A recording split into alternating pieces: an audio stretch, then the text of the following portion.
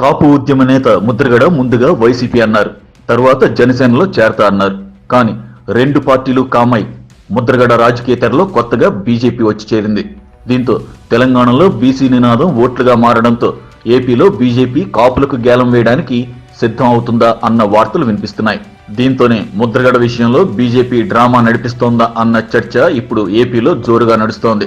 మొన్నటి వరకు జనసేనలో చేరడానికి ముద్రగడ సిద్ధమవడం, దానికి పవన్ కళ్యాణ్ ఓకే అనడం, సడన్ గా బీజేపీ ఎంట్రీతో పవన్ నో చెప్పడం కూడా చకచక జరిగిపోయాయి. అయితే పవన్ వెనక్కు తగ్గగానే ముద్రగడను తమతో చేర్చుకోవడానికి బీజేపీ ప్రయత్నాలు మొదలు పెట్టడమే ఇప్పుడు ఏపీ పాలిటిక్స్ లో హాట్ టాపిక్ అయింది.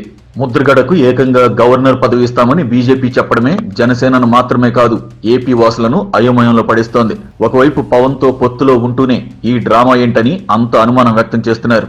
అసలు జగన్ కు మేలు చేయడానికి ఇలా చేస్తున్నారా, లేక కాపుల్లో తమకు భవిష్యత్తులో గ్రిప్ కోసం చేస్తున్నారా అనే కొత్త ప్రశ్నలు తెర మీదకు వస్తున్నాయి. దీంతో బీజేపీ ఏపీలో కొత్త రాజకీయం ప్రారంభించిందన్న వార్తలు వినిపిస్తున్నాయి. ముద్రగడ పద్మనాభం తనకంటూ సొంత ఇమేజ్ ఏర్పరచుకున్న సీనియర్ నేత.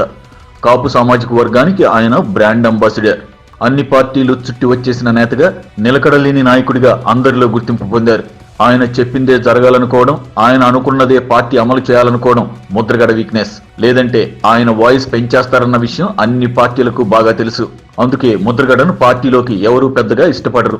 కాకపోతే కాపు సామాజిక వర్గం బలమైన గొంతుకు కావడంతోనే ఆయన అవసరం పార్టీలకు ఉందన్న వాదన వినిపిస్తూ ఉంటుంది. అయితే ఏపీలో కాపుల ఓట్లను తమ వైపు లాక్కోవడమే ఇప్పుడు టార్గెట్ గా పెట్టుకున్న బీజేపీ ముద్రగడకు గవర్నర్ పోస్ట్ ఆఫర్ చేసినట్లు వార్తలు వస్తున్నాయి.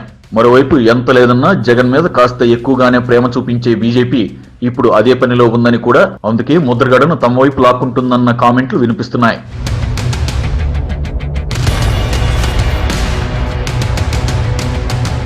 ఈ వీడియో గనక మీకు నచ్చినట్టయితే లైక్ చేయండి, షేర్ చేయండి, సబ్స్క్రైబ్ చేసుకోండి.